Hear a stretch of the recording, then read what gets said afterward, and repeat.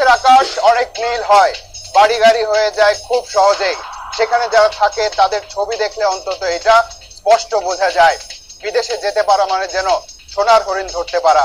কথাগুলো কিন্তু একেবারে মিথ্যা নয়, কিন্তু যাদের ক্ষেত্রে মিথ্যা তাদের জীবন বাস্তবতা বড় নির্মম। দেশের অর্থনীতিতে বড় একটা অবদান রাখে প্রবাসীরা। এটা যেমন প্রচলিত সত্য, তেমনি একজন মানুষের বিদেশে যাবার স্বপ্ন দেখা থেকে শুরু করে নির্দিষ্ট গন্তব্যে পৌঁছানো পর্যন্ত পুরো প্রক্রিয়ায় অনেক সময় প্রতারণার ছকে বাঁধা। এই বিষয় নিয়ে ধারাবাহিকভাবে অনুসন্ধান করবে তালাশ টিম। নাম সোনার হরিণের সন্ধানে। আজ দেখো বাংলাদেশের ঠিক কি সংখ্যক মানুষ বিদেশে থাকে। এই প্রশ্নের সবচেয়ে সহজ উত্তর হলো প্রায় 1 কোটি, কিন্তু সঠিক হিসাব কারো কাছে নেই, কারণ সব মানুষ তো আর বৈধ পথে বিদেশে যায়নি। তাই সঠিক সংখ্যা বের করা হয়তো সম্ভব নয়। এই সংখ্যার হিসাব যেমন নেই, তেমনি হিসাব নেই বেহিসাবি নিঃস্ব হয়েছে কত ব্যক্তি, পরিবার আর তাদের সোনার হরিণ ধরার স্বপ্ন। একজন বেলি খাতুনের গল্প দিয়ে শুরু করা যাক। চুয়াডাঙ্গা সদর থেকে 10 কিলোমিটার দূরে মোমিনপুর ইউনিয়নের নীলমণিগঞ্জ গ্রাম। এখানে রেল লাইনের ধারে সরকারি সম্পত্তিতে একমাত্র প্রতিবন্ধী মেয়েকে নিয়ে বেলি খাতুনের সংসার। কাগজে কলমে স্বামী থাকলেও মা মেয়ের সংসারের সুখ দুঃখের খোঁজ নেয়ার সময় হয় না তার। এমন অবস্থায় বেলি খাতুনের সামনে সোনার হরিণ ধরার স্বপ্ন নিয়ে হাজির হলো ওহিদ নামের স্থানীয় এক ব্যক্তি। সেই স্বপ্নের পথ পেয়ে বিদেশে যাবে বেলি খাতুন। বিদেশ গেলে প্রচুর টাকা কামাই হবে। আমরা ছাগল গরু মাছের বাড়ি কাটে কাজ মাছ করে টরে টাকা গুণ থুই এলাম। এখন তিনি হলো নিয়ে যায় ফসফাই দিয়ে আমাকে বিদেশ নিয়ে গেল না। বিদেশের নীল আকাশ আর প্রত্যেক মাস শেষে সচ্ছলতা বাড়তে থাকার বিদেশ নয়।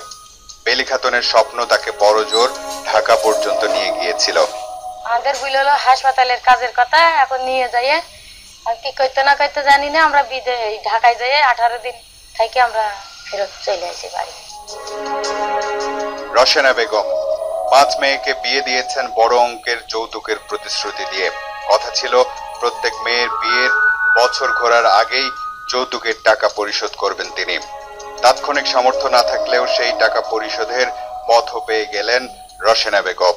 এত কষ্ট করছিস, রেলের জায়গায় রয়েছিস, তা তুই হচ্ছে বিদেশ যা। আমার হাল কষ্ট ঘষে তো আমার বিদেশ দে। সে কষ্ট আমার ঘুষল না, কষ্ট আমার থাকে।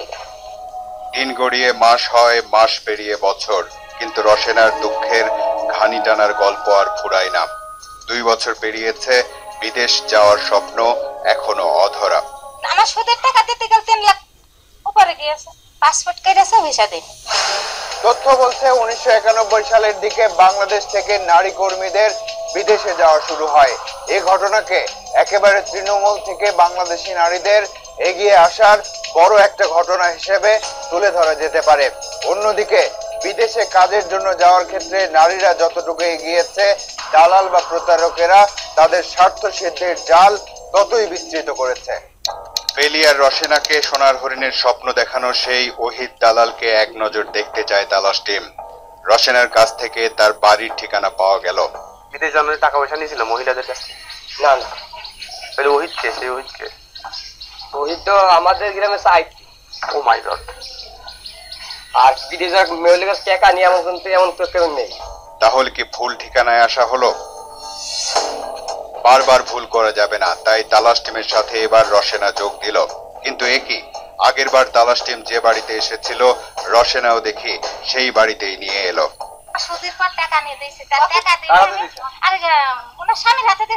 এক পর্যায়ে ভিন্ন কথা শোনালেন ওহিদের স্ত্রী রাবেয়া বেগম। কিন্তু রশেনা কি টাকা পেয়েছে?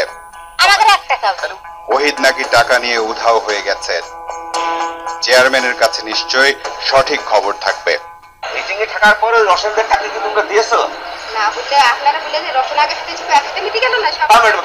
তুমি বলছো না চেয়ারম্যানের কাছে টাকা দিয়েছো? বেলি, রশেনারা, দালাল ওহিদের পরিবার আর চেয়ারম্যানের একে অপরকে দোষারোপ আর টানাপোড়েন চলতে থাকে। মাঝখান থেকে স্বপ্নের সোনার হরিণ উড়াল দিয়ে চলে যায় দালালের হাত ধরে ধরাছোঁয়ার বাইরে। বিদেশ যাওয়া সংক্রান্ত বেশিরভাগ প্রতারণার গল্প একটা সময় এভাবে সবার আড়ালে চলে যায়। চুয়াডাঙ্গা সদরের মোমিনপুর ইউনিয়নের কবিখালী গ্রাম। এখানে দালালের খপ্পরে পড়ে নিঃস্ব হওয়া দুইজনের ঘটনা জানতে এসেছে তালাশ টিম। গ্রামের ভেতরে ঢুকে একটা জটলা চোখে পড়ল। কিছুক্ষণ পরই বোঝা গেল এরা সবাই একই পথের পথিক। তালাশ টিম আসার কথা শুনে নিজেদের পরিণতির গল্প বলতে এসেছে সবাই। বিদেশে যাওয়ার ব্যাপারে পৈতৃক সম্পত্তি, ভিটেমাটি, আবাদি জমি ও ফসল, এমনকি এনজিও থেকে কিস্তিতে টাকা নিয়ে দালালের হাতে তুলে দিয়ে নিঃস্ব হওয়া পরিবারের সংখ্যা এখানে প্রায় 150। এদের সবাই কাঙ্ক্ষিত দেশে যেতে দালালের কাছে জনপ্রতি 4 থেকে 8 লাখ টাকা পর্যন্ত দিয়েছে। 60 বছর বয়সী মাহতাবউদ্দিন একমাত্র ছেলেকে সৌদি আরবে পাঠানোর স্বপ্ন দেখে দালালের প্রতারণার জালে পা দেওয়ার পর কি অবস্থা হয়েছে এবার সেই গল্প শুনুন। আমার জমি জায়গা যা কিছু ছিল বরজ ফরজ বেশি কিনে আমি দালালের হাতে টাকা দিলাম। আজ প্রায় 5 বছর চলছে। এর ভেতরে আমার ছেলেটা নিয়েও গেল না। ছেলে লাস্টে এখন ভ্যান চালায়।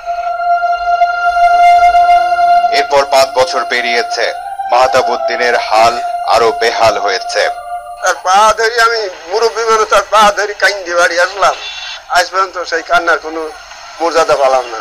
স্ত্রী সন্তানকে নিয়ে ভালোই ছিলেন জিয়ারত আলী। বাবার রেখে যাওয়া জমি জমাও ছিল তার সচ্ছলতার জন্য। কিন্তু তার সামনে বড় স্বপ্ন নিয়ে ঢাকা থেকে এলো মোকাররম নামের একজন। সৌদি আরব বন্ধ ছিল, সেই সময় বলছিল হচ্ছে 5.5 লক্ষ টাকা লাগবে। কত বেতনের কথা বলছেন? বেতনের কথা বলছিল হচ্ছে 40 থেকে 50। মোট আমার 8.5 লক্ষ টাকা নিয়েছে। এখন জিয়ারতের কি অবস্থা সেটা শুনুন। এই কথা তো আমি কারো কাছে বলতেও পারি না। আমার যা ছিল সব হাতিয়ে নিয়েছে। এই অনুসন্ধানে নেমে তালাশ টিম দেখেছে যে দালাল বা মানুষকে বিদেশে নিয়ে যাওয়ার নাম করে প্রতারণার মাধ্যমে নিঃস্ব করা ব্যক্তিরা কোনো একটা এলাকায় বিয়ে করে প্রথমে ঘর জামাই হিসেবে থাকে। তারপর ওই এলাকার লোকজনকে রঙিন স্বপ্ন দেখিয়ে ফাঁদে ফেলে। একটা সময় লাখ লাখ টাকা নিয়ে উধাও হয়ে যায়।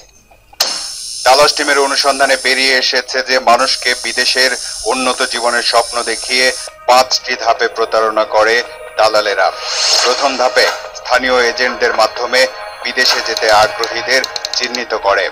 দ্বিতীয় ধাপে জাল পাসপোর্ট বা ভিসা তৈরির পর সেগুলো দেখিয়ে ধাপে ধাপে টাকা আদায় করে, তারপর উধাও হয়ে যায়।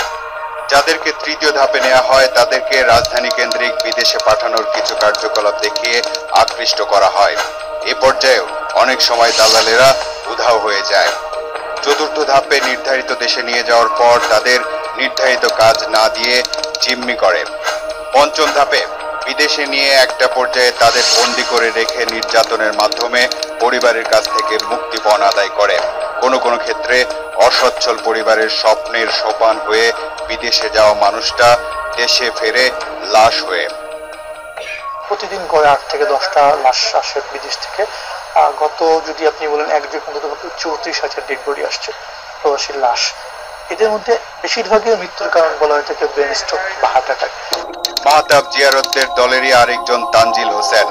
সারা জীবন ইট ভাটায় কাজ করে লাখ 3 টাকা সঞ্চয় করেছিলেন। ছেলেকে বিদেশে পাঠিয়ে জীবনের সব কষ্ট দূর করার জন্য নিজ গ্রামের শফি দালালের হাতে তুলে দেন তার সারা জীবনের সঞ্চয়। আমার জমি জায়গা যেটুকু ছিল গরু বাছুর, আরো আত্মীয় স্বজনের কাছে টাকা নিয়ে সেই আত্মীয় স্বজন টাকা আমার কাটতে যায়, মারতে যায়। সহ্য করা যায় না। অন্তত পক্ষে 20 জনের কাছ থেকে টাকা নিয়ে পরিবারগুলোকে পথে বসিয়েছে কবিখালী গ্রামেরই ঘরজামাই ফজলু দালাল।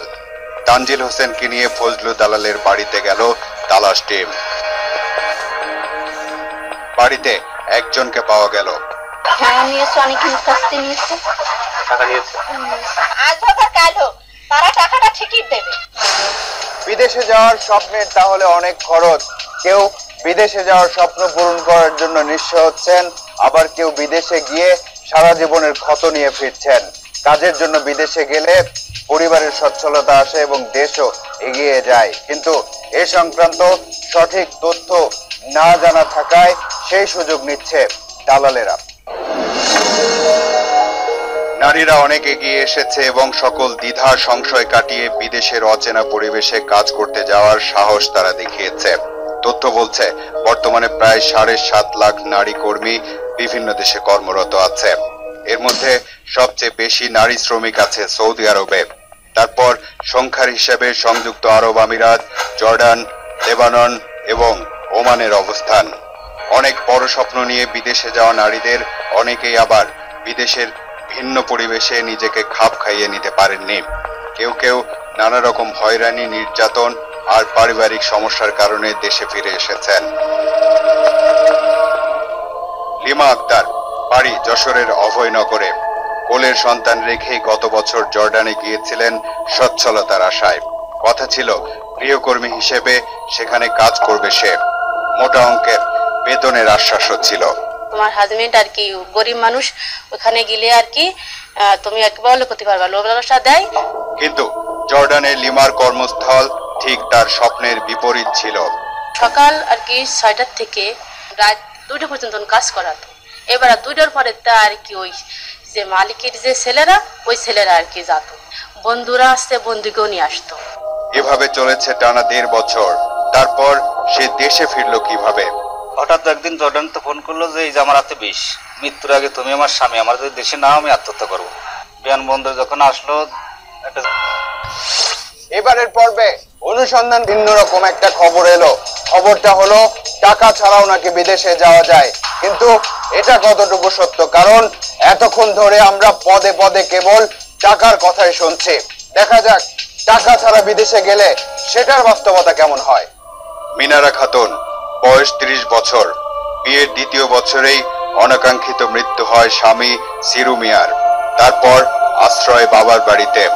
পরবর্তী বছর না ঘুরতেই বাবা মার মৃত্যু। অগত্যা ঢাকায় এসে গার্মেন্টসে কাজ নিতে হয় মিনারাকে। সেখানে এক নারী সহকর্মীর সাথে তার অসহায়ত্বের গল্প বলার পর বিনে পয়সায় বিদেশে যাওয়ার প্রস্তাব পায় সে। সুমি নামের ওই মেয়েটা, ওর সাথে কোনো টাকা পয়সা বলছে যা লাগে আমি নেবো, আমি দেবো, ওখানে যে কাজ করে তুমি আমার শোধ করে দিও। তখন তো এত বুঝিনি, তখন ভাবছিলাম যে আমিও মানুষ, সেও মানুষ, হয়তো আমার কোনো উপকার করবো। পরে এখন না বুঝলাম যে উপকারের মানে। তারপর ওখানে নিয়ে খারাপ কাজে পাঠানো হয়েছিল। অর্থ উপার্জনের জন্য একজন ব্যক্তির বিদেশে যাওয়ার স্বপ্নের প্রভাব শুধু তার উপরে থাকে না, পরিবারের সবার মধ্যে সঞ্চারিত হয়, এলাকায় ছড়িয়ে পড়ে। তারপর সেই সঞ্চারিত স্বপ্ন, প্রবাহিত স্বপ্ন যখন ভেঙে যায়, তখন শুধু ওই ব্যক্তি একা নন, পুরো পরিবারই বিপর্যস্ত হয়ে পড়ে। এবারের গন্তব্য যশোরের চৌগাছা উপজেলার মুক্তদহ গ্রাম। গন্তব্যে পৌঁছাতে সকাল 11টা বেজে গেল। মুক্তদহ গ্রামের শরীফুলের বাড়ি এটা। বিদেশে গিয়ে টাকা উপার্জন করে শোধ করবে এমন চুক্তিতে ঋণ করে বিদেশে গেছে শরীফুল। 6 বছর হলো। আপনারা হয়তো ভাবছেন শরীফুলের বিদেশি টাকায় বানানো হয়েছে বাড়ি, কিন্তু শরীফুলের মা আর 3 মেয়ের মুখের দিকে তাকালে কি সেটা মনে হয়?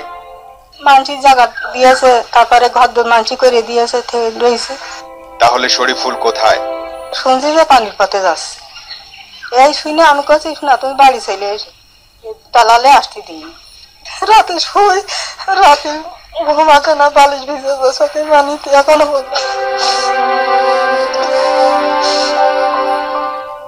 শরীফুলের 3 মেয়ের মধ্যে সবার ছোট নাবিলা। তালাশ টিমের সদস্যরা তার বাবার কথা জিজ্ঞেস করতেই পৃথিবীর সমস্ত দুঃখ যেন এসে জড়ো হলো নাবিলার চেহারায়। আব্বা দেখতে ইচ্ছে করে, মনে পড়ে কথা, সবার আব্বা আছে, আমার আব্বা নেই। দালালের হাতে টাকা তুলে দেওয়ার পর যখন একুল ওকুল কিছুই পায় না ভুক্তভোগীরা, তখন ন্যায্য বিচার পাওয়ার জন্য গ্রাম্য সালিশের আশ্রয় নেয়। বিদেশে যাওয়ার জন্য টাকা দিয়ে প্রতারিত হওয়া 4 জন বিচার চাইতে এসেছেন স্থানীয় চেয়ারম্যানের কাছে। আর কে হাজির আছে? ইনি শ্রাবণী রানী। কয়েকদিন আগে এই গ্রামেরই কয়েকজন তার ছেলের বউকে ফুসলিয়ে বিদেশে পাচার করেছে এমন অভিযোগ নিয়ে এসেছেন। ছেলেও আছে সাথে। মেম্বার আর ওই বিকাশ ওরাই থেকে যোগাযোগ করেছে। সোমবারের দিন বোমা না দেখা পাচার হয়েছে আবার ভারতে। আরেকজন বিচার প্রার্থী রুবিনা খাতুন। 1 বছর ধরে 6.5 লক্ষ টাকা যখন একেবারে পুরোপুরি নিয়ে নেয়, তারপর থেকে ওনার ফোনটা বন্ধ। খুব মারাধারা করে, কোনো কাগজপত্র দেয়নি, আর দুইটা বাচ্চা তারা না খেয়ে মারা যাচ্ছে। এই বিচারের পরিণতি কি হয় সেটার দিকে নজর রাখছে তালাশ টিম। অবশ্যই তাদেরকে টাকা পাবো এবং এখানে সালিসের মাধ্যমে গ্রাম্য আদালতে আমি তার টাকা পাইয়ে দেওয়ার জন্য সর্বোত্তম চেষ্টা করব। বিরতির আগে চুয়াডাঙ্গার কবিখালী গ্রামের ফজলু দালালের কথা বলেছিলাম। ফজলু দালালের ফোন বন্ধ থাকায় যোগাযোগ করা যায়নি তার সাথে, কিন্তু জসিম নামের একজনকে পাওয়া গেল, যার মাধ্যমে ফজলু দালাল গ্রামের লোকজনের কাছ থেকে টাকা নিয়ে ঢাকার একটা অফিসে জমা দিয়েছে। সেই অফিসে তালাশ টিম। টাকা জমা দিচ্ছে, যেতে পারবে না, এই ধরনের ঘটনা হওয়ার কোনো কারণ নেই। এবার জসিমকে সামনে নিয়ে আসা হলো।